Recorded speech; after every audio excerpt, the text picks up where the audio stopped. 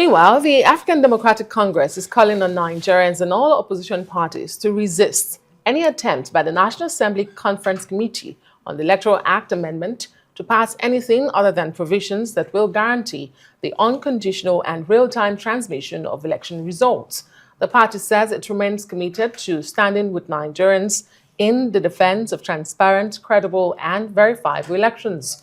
In a clarification and follow-up statement on the Electoral Amendment Bill passed by the 10th Senate and signed by its National Publicity Secretary, Bolaji Abdullahi, the ADC says its initial reaction was based on early media reports, which indicated that the Senate had passed a version of the Electoral Amendment Bill that guarantees the real-time transmission of election results, a long-standing safeguard necessary to protect the votes of Nigerians and preserve electoral integrity.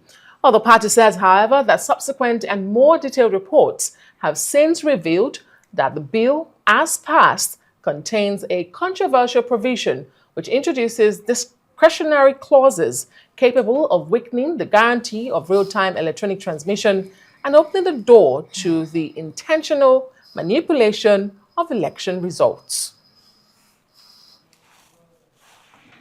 Right, joining us now to analyze the Senate's re-amendment of Electoral Act 2022 to allow for electronic transmission of election results with manual transmission as backup. We have Itia Otabor. He's the Director of Strategy, African Center for Leadership, Strategy and Development. Thank you very much for joining us on Newsnight. Thank you for having me. How do you solve the problem? That's Electoral Act Amendment Bill 2022.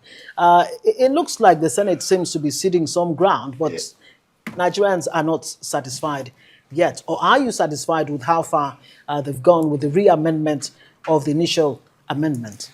I think that the situation we find ourselves is a deliberate conundrum, purposely contrived by people who believe that there has to be a loophole for exit plans and all of that. Do you want to clarify? Yes, the citizens have spoken very clearly that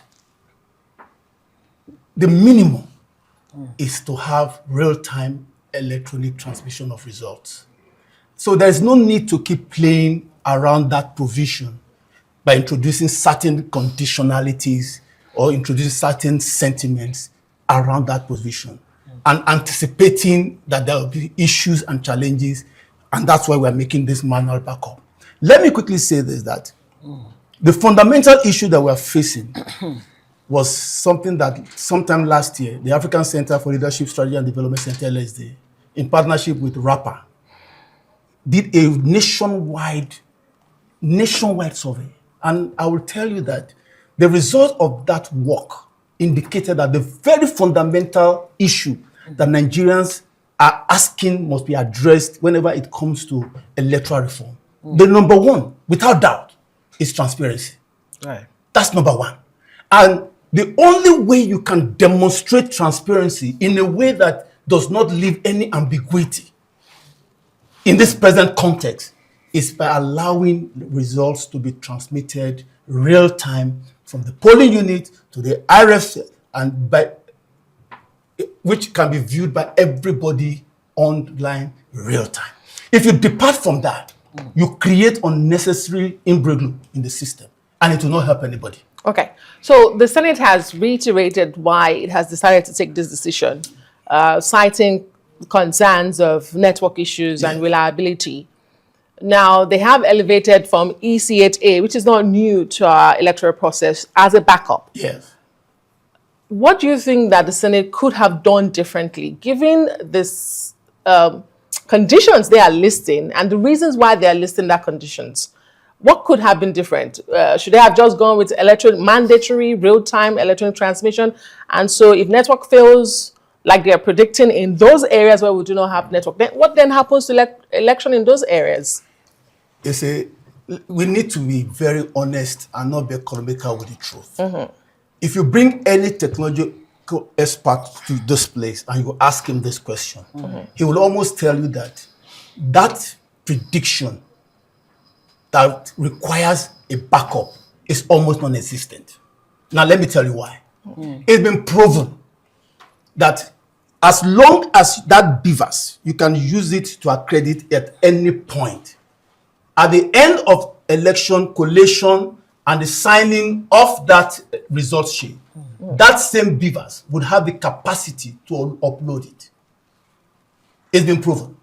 Now, the argument that is being made is that if there's any network issue at that point in time, Yes. that particular result will not be able to reflect immediately in the IRF center. And people have countered to say, this system is based on cloud computing.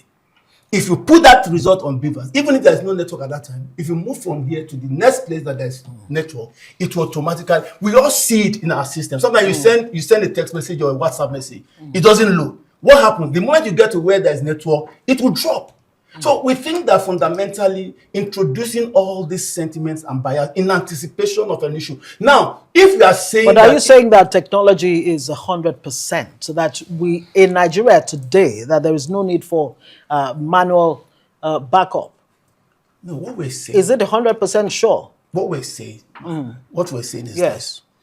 that when you go to vote, after the votes are counted, they are recorded on the form. Right, from Itia. That form is already ab initio a backup. Right. It's already a backup. But we're saying that, you see, when you introduce it, you're opening room for mischief.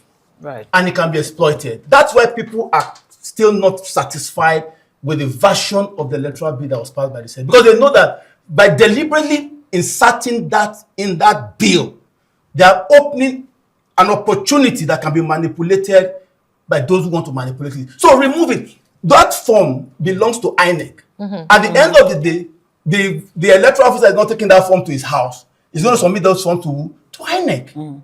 So what is the hulu baloo of not wanting to include that as a backup? It's in fact, making that statement in the law is not only ambiguous, it's verbose. It's not necessary, it's not needed. You're just putting that thing to create confusion. Transmit the result electronically, online, real time. And then take all of those things and take them and keep them in your warehouse. But everybody will see the result. And like I said, if you bring a technological person, he will be able to allay the fears. And what are we even saying?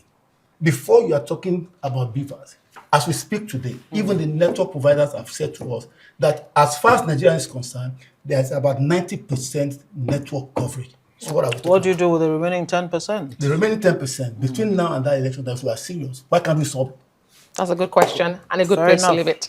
Thank you so much, Mr. Itia. Otabor is the Director of Strategy, Africa Center for Leadership, Strategy and Development.